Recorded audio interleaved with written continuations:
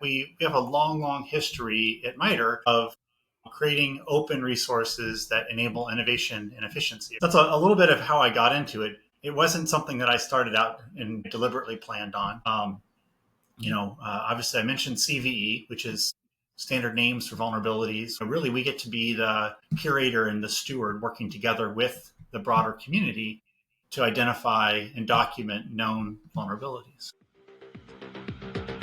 Welcome to the Phillip Wylie Show.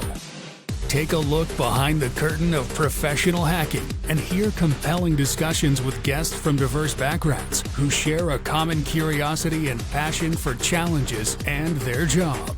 And now, here's your host, offensive security professional, educator, mentor, and author, Phillip Wylie.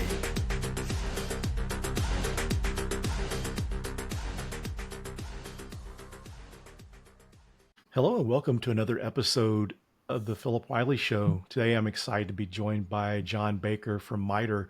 So MITRE has some really cool projects, and if you haven't heard about MITRE, our guest today is going to fill you in and you get to learn about all the interesting projects they got. But more commonly, most people have heard of MITRE ATT&CK, which is a great resource, but we're going to dig into it a little bit deeper with John and find out some of the other awesome resources. They're constantly evolving, adding new things. So it's pretty amazing that they got this resource, because a lot of the resources we have in the cybersecurity realm are usually commercial companies and stuff's paywalled, and to get access to it, you get spammed by a bunch of emails, or sometimes what they're providing is not always the best, but MITRE puts out quality content, and it's an honor to have someone from MITRE joining today. Welcome to the show, John. Yeah, well, thank you. It's an honor to be here.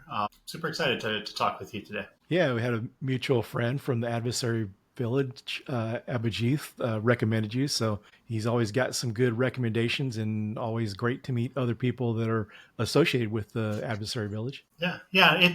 He's built a great community around the Adversary Village. I've been able to kind of work with him for 3 or 4 years now, sort of behind the scenes supporting, been able to be a CFP reviewer for the last couple of years. I haven't been able to go to the Adversary Village at DEF CON, but it is great. We've had staff there supporting the village, and he's just another one of those great people out in the community trying to help everybody kind of upskill. So it's great. Yeah, it's really a great service that he's doing. I mean, especially coming in internationally to attend these conferences and stuff, and, just the cost associated with all that. Us here in the U.S., it's a little bit less cost prohibitive and more cost effective to be able to show up these conferences. But yeah, it's pretty awesome village. I've been involved with them for a while and spoken at some of their events at DEF CON and so forth. So one of the things I have my guests do before we get into the podcast very much further is to share your hacker origin story. So if you wouldn't mind kind of sharing how you got started up until what you're doing today. Sure. Yeah, I think I'll go pretty far back, because I think one of the things that I want to emphasize in our conversation today is there's lots of ways into cybersecurity. And I think I'm one of those examples. In my undergrad, I was a psychology major. I started taking computer science classes maybe my senior year in my undergrad. And by that time, kind of decided that I wanted to focus on computer science, but I was wrapping up my undergrad. I then went and got a master's in software engineering. I enjoyed writing code. I had a few different jobs as a software engineer along the way. And then, everywhere we go, we're building relationships with people, and those connections help us in our journeys. We help each other. I had a friend from college that worked at MITRE, had an internship. And then after his internship, was hired by MITRE when he graduated. And he referred me he's like, John, you're going to love this place. And, he was kind of joking with me that I'd be a MITRE lifer. He was teasing me. And I said, no, at that point in my career, I was just a couple of years out of college, just kind of assumed I would go there, learn, grow, move on to the next thing. But yeah, in hindsight, he was right. I've been at MITRE now for 22 years. With that software engineering focus, I started working on a Air Force sponsored research project that was developing a vulnerability scanner. And so that was how I went from, psychology to comp sci, software engineering focus. And then that got me a job on a team that was doing cybersecurity research before we called it cybersecurity, right? And of course, that kind of evolved. And what happened was, MITRE gives us a pretty interesting environment. I think if you're curious and have some self-motivation, MITRE can be kind of like a playground. I found that over time, I started as a relatively junior software engineer, continued to learn and grow. And, over time, I kind of grew into a position where I was, then running that team and then hiring and mentoring and developing other engineers. And over time, got to where I was doing less and less software engineering and more cybersecurity focused, more and more working with industry, across different sort of government sponsors. What ended up kind of evolving, though, was just a sort of a common focus on how do we bring teams together to identify and solve problems in a way that benefits the whole community. And that kind of grows out of this broader mission and culture that MITRE has. We're trying to solve problems that sort of advance capability for the whole community. And so within cybersecurity now, as you kind of mentioned a few minutes back, we have a long history at MITRE of creating open resources that enable innovation and efficiency across the community. So that's a little bit of how I got into it. It wasn't something that I started out and deliberately planned on. But I think that in my undergrad, I still benefited from, there was a lot of writing requirements when I was a psychology major at a liberal arts school. I still see sort of the value and importance of being able to write. Written communication is critical. I always sort of stress that with sort of early career staff, that it's important to focus on how to write well, write clearly, communicate your ideas. But yeah, and then it really just came down to a friend saying, I got a great idea for you. You should apply here. Oh, very cool. Yeah. So for those who are not familiar, because MITRE's nonprofit, are they associated with the government, or are they just an independent organization, or how does it work? Yeah, good call. I should have probably explained a little bit about what MITRE is. If you're not familiar, MITRE is a very large nonprofit that runs federally funded research and development centers. So a FFRDC is basically aligned with a direct government mission. So we, as an example, run the DoD FFRDC, where MITRE works as this independent, trusted advisor across a really broad range of technology and domains, trying to sort of advise and support the mission of that particular sponsor. I've worked at MITRE, supporting DoD, IRS, NIST, and a few other organizations along the way, just kind of reflecting that diversity of the sort of the opportunity. But for me, I've always had kind of across those different sort of research programs, that kind of common theme of, how do we create efficiency and an increase in effectiveness in cyber defense? But yeah, so now MITRE has over a 60-year history. And if you kind of look way back in history, some of the very early sort of foundational resources that kind of got us started on information security and then, eventually cybersecurity, MITRE had a big hand in. Obviously I mentioned CVE, which is standard names for vulnerabilities. Really, we get to be the curator and the steward working together with the broader community to identify and document known vulnerabilities, right? And we've kind of continued that model in a bunch of other domains. If you wouldn't mind sharing some of the initiatives that MITRE has. I think what I'll do is I'll share that kind of in the context of my own journey, because what's happened, for me, I started on that research project as a software engineer. Well, we were developing something that was trying to kind of take a novel approach at the time to identifying vulnerabilities on endpoints. We had to have a data format to describe, what does it look like? How do I know if a vulnerability exists on an endpoint? And so I was writing code to, parse that data format and then go, check Windows APIs or, whatever the system was, APIs, to kind of figure out if that vulnerability was there. Along the way, what we found was that data format was actually really valuable. And it kind of struck this balance of being sort of human readable and machine readable. We had a sponsor meeting where we were kind of briefing a kind of progress report on our work. And we just happened to show a sample of one of these vulnerability checks. And the sponsor kind of reacted to it, saw it, immediately understood, oh, so you mean if you look at this and this and that means you have this vulnerability on that endpoint. And that just kind of got this going, because within the DoD, they really wanted to have a standardized way of checking for vulnerabilities, so they could push out sort of mandates or requirements to look for vulnerability across the DoD or across the enterprise, right? And get back consistent answers. So I was a co-creator for the Open Vulnerability and Assessment language. It came out of that research project that I started with. That work was looking for CVEs. We were initially funded as a research sort of spinoff from the CVE program. Eventually, I was able to work with the CVE team and oversee the CVE team for a couple of years. As our environment evolved, we MITRE had a research project with one of our FFRDC sponsors where they had a sophisticated cyber analytics team. And we were all trying to figure out, well, at this point, like, what do you mean when you say cyber analytics? And what we ended up doing was running an internal research project that said, well, you know what, as we're waiting for a solid answer from our sponsor about what their goal is with cyber analytics, we think it's important to understand how adversaries behave once they're in your environment.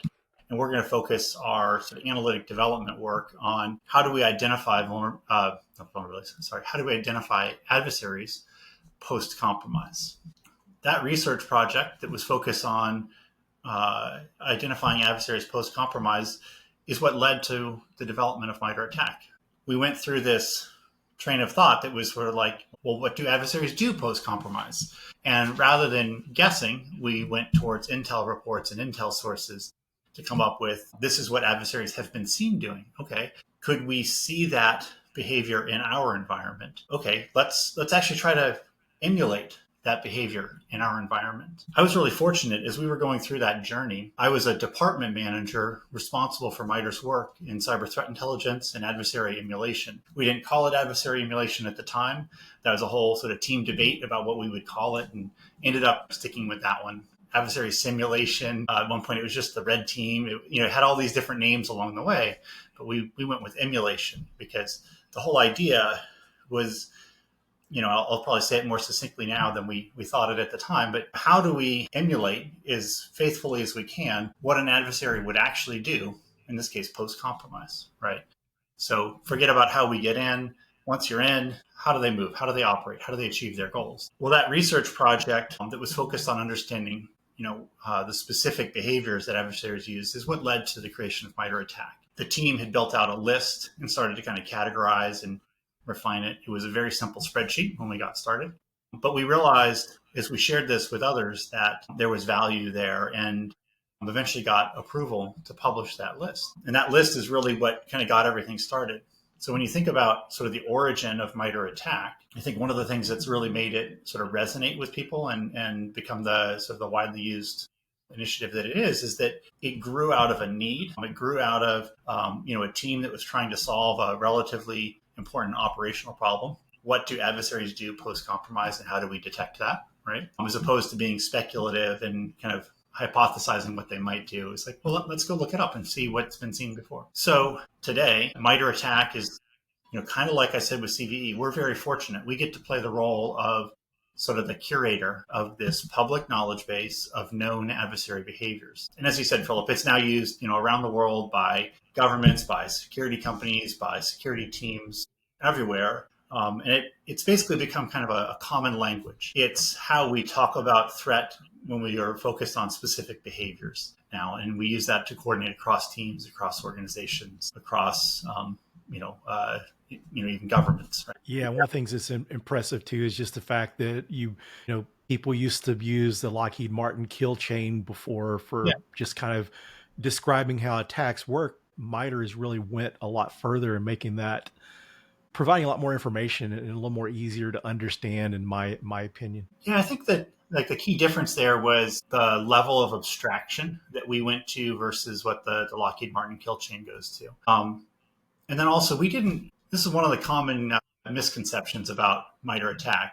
It's not necessarily that adversaries kind of move from left to right across the attack matrix. There's naturally cycles there. The kill chain kind of has a defined flow to it where, we didn't really try to have a set flow to MITRE ATT&CK. It was really, what are the specific behaviors and the level of abstraction, as I was saying, it was trying to bring it down to above like the specific command. But if 5 or 6 different commands are all having the same effect it's at that level. It's sort of the specific behavior as opposed to down at sort of the procedure level. And I think the kill chain was, kind of up one or two levels of abstraction, which if you're trying to detect a behavior in your environment, it didn't align as well, right? And so because I think in a way we kind of got lucky, Philip, because we were focused on that cyber analytics research, trying to figure out, how do we detect these things? How do we emulate these things, right?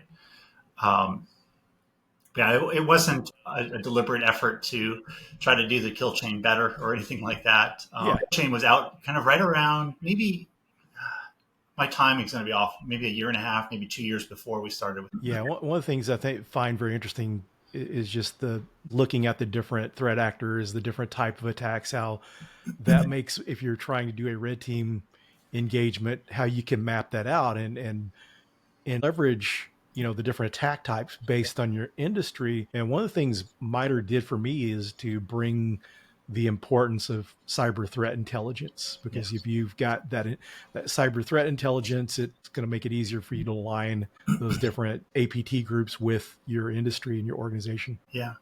I think that, now if you look at attack over, I guess almost 12 full years now, there's a tremendous amount of open source intel that we've essentially curated, analyzed, and distilled down to, here's the set of threat actor groups, here's the set of campaigns, here's the set of tactics and techniques. And then, tied to that is a ton of information for defenders, because what we've really been focusing on with attack over the last few years is, of course, continuing to build out the knowledge base of known behaviors, but really trying to make it actionable for defenders. And so right now you'll see there's a MITRE attack public Slack available, and there's a lot of discussion there around work we're doing to improve what we call defensive attack.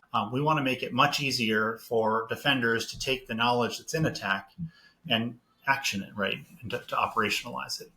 I kind of was thinking I might pivot a little bit, because I think there's sort of another piece of the journey that I think is interesting. So if you kind of go through that life cycle of MITRE attack, in, I don't know, like 6, 7, maybe 7 years ago now, it was still relatively early days for attack, but at that point, pretty widespread adoption. We had a number of organizations that came to us that wanted to work directly with us at MITRE to accelerate the development of attack and to accelerate, innovation around attack and the application of attack to different problems. At that point, I said, we were this organization that runs FFRDC, working for the federal government of the United States. We didn't really have a way to work directly with industry. That looked like kind of a next big opportunity to focus on. So what we tried to do was take some of the good and some of the strengths of the FFRDC model with that public interest mission and create a new way to work with industry and make it sustainable and scalable, right? So that led to creating the Center for Threat Informed Defense. And so now I'm the director and co-founder of the Center for Threat Informed Defense. And that's where I spend all of my time really for the last almost 6 years now, is running our organization. We're a research organization. So Philip, you talked about a bunch of other projects that are available from MITRE related to attack. A lot of those resources come out of our research program. So we work together with sophisticated teams from across industry. We try to identify common problems, common challenges that benefit or kind of lend themselves to having an open solution, right?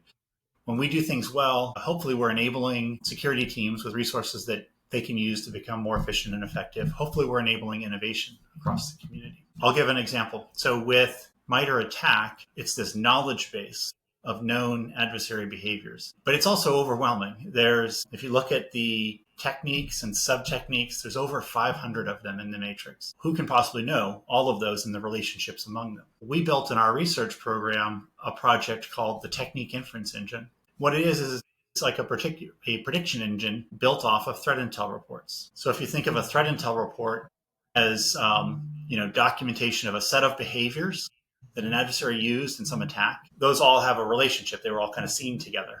So if you start to think of this set and this other set were all seen together, you can bring that together and use it to train a prediction engine. So now, as a user of attack, you can go to the Technique Inference Engine, type in your favorite attack technique, and it'll suggest to you other techniques that might be sort of seen around it. So, we've probably all bought something in Amazon.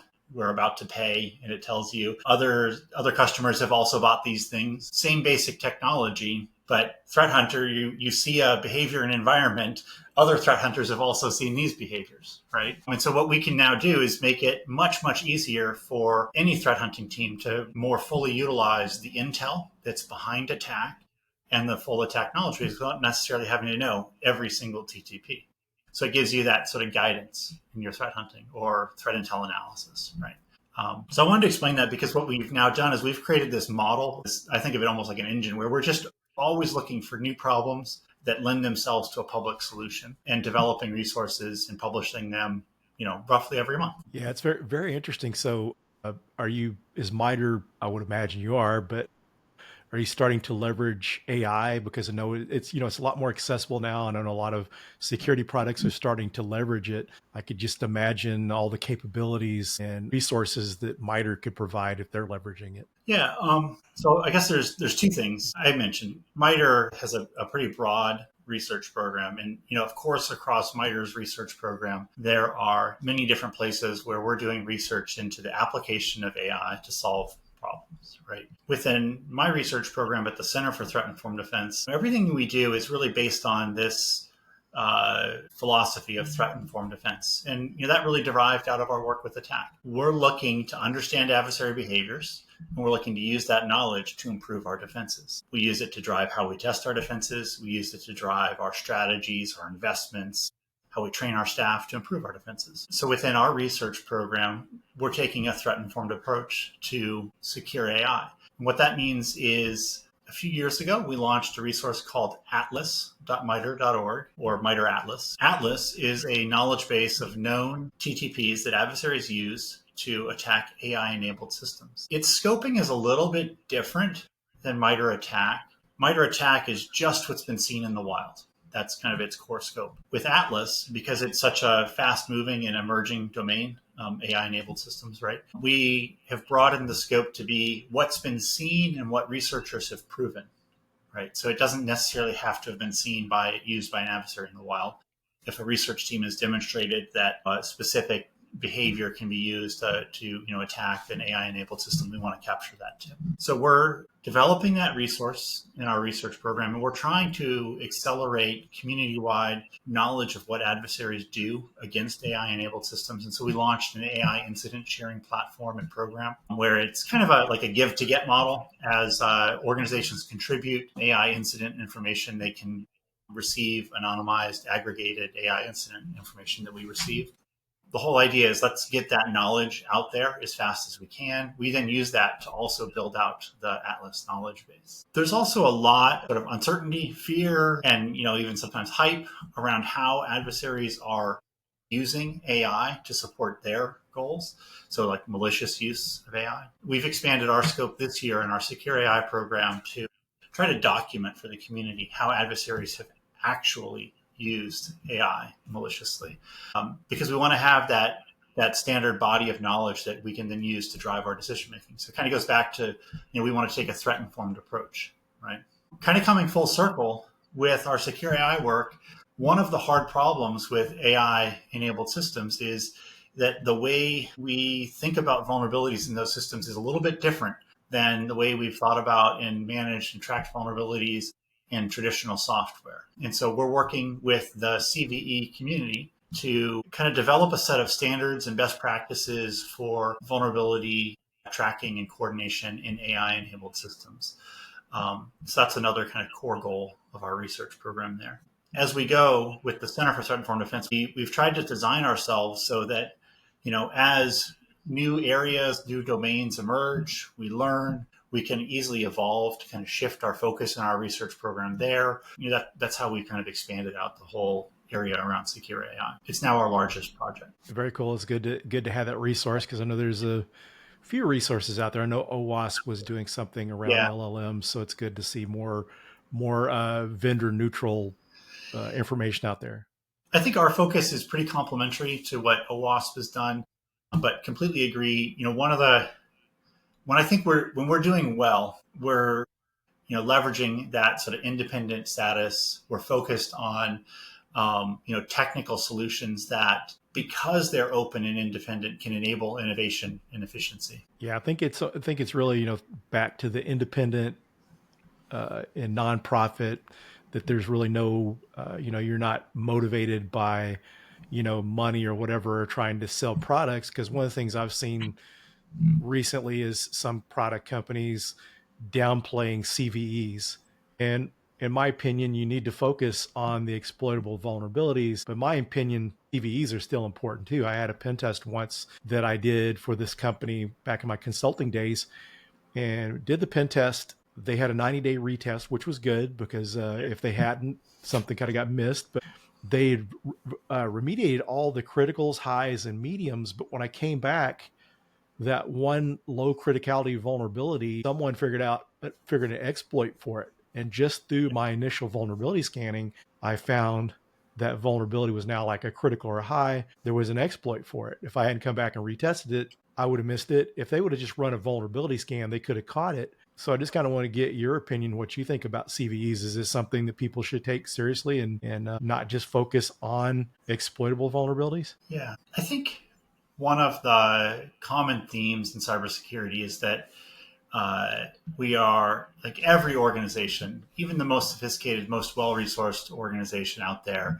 is resource constrained. There's always more that we might want to do or could do if we had a little more, right?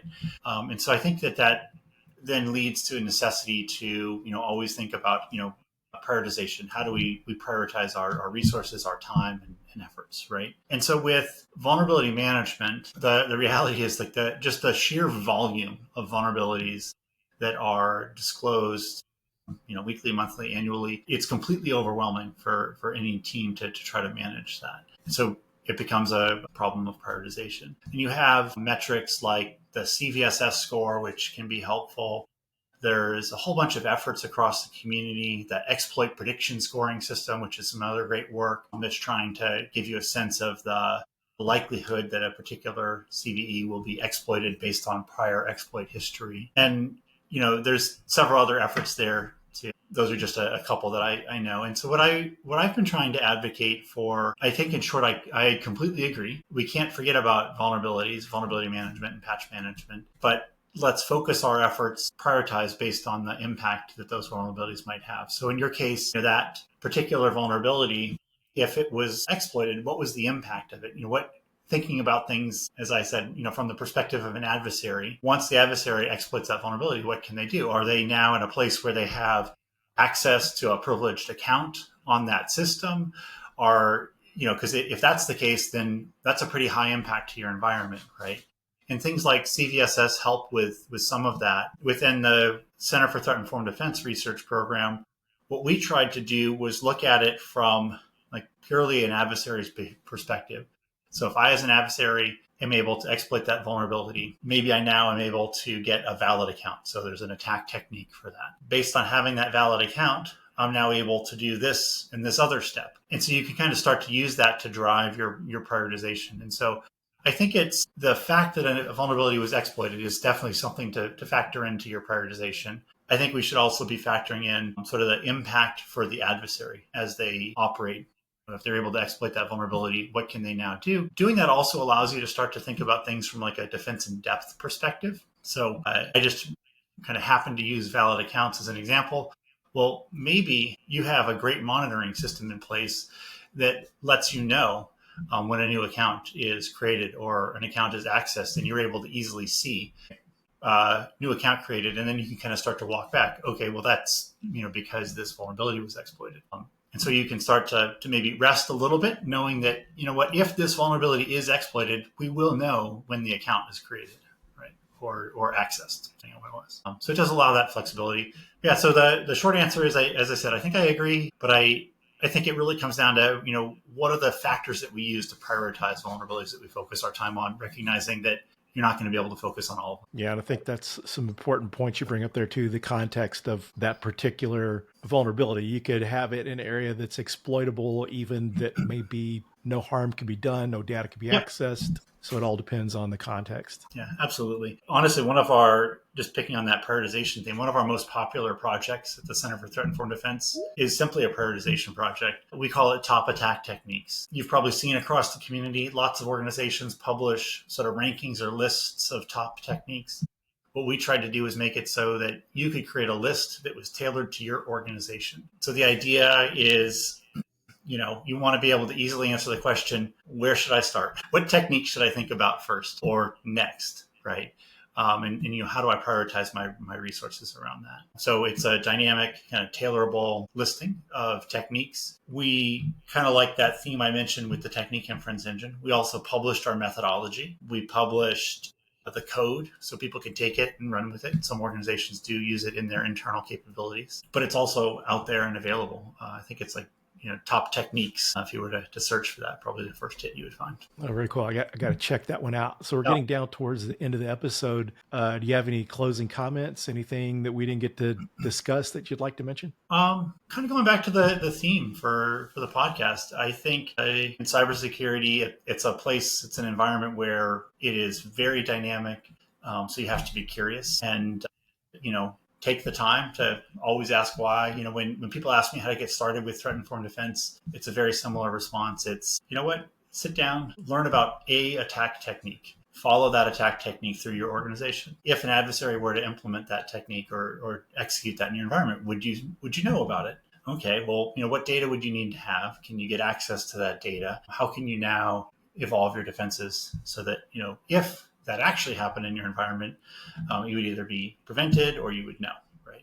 And you can kind of follow that thread. I think that theme is very much how I look at cybersecurity. It's just a continual learning process. I feel very lucky. I've managed to create an environment where I get to work with lots of other people. They're much smarter than me and kind of learn from them through our research program. But I think that's true of everything that we do in cybersecurity. It's a continual learning environment. If you kind of go into it embracing that, you're going to be better off all the way along. Well, thanks for taking time today and sharing all the awesome information on your background in MITRE, and thanks to you and the MITRE team for all the great work you're doing out there. You're making the world a more secure place, and it's great to see the continued effort and the way you evolve into creating more and more great resources. There's similar, organizations that do a good job of doing things, but it's just totally impresses the heck out of me the way MITRE just keeps coming up with more and more great content and great initiatives. Well, we're very lucky. We have a lot of great creative people, and we get to do a lot of work with smart people outside our organization with kind of that common mission, right? It's the mission focus. Awesome. Well, thanks again. And thanks to everyone for watching. And if you like the podcast, if you're watching on YouTube, make sure to subscribe. Other platforms, make sure you're following and share with your friends and colleagues. And until next time. Thank you. Thank you for listening to the Phillip Wylie Show. Make sure you subscribe so you don't miss any future episodes. In the meantime, to learn more about Phillip, go to thehackermaker.com and connect with him on LinkedIn and Twitter @Phillip Wylie. Until next time.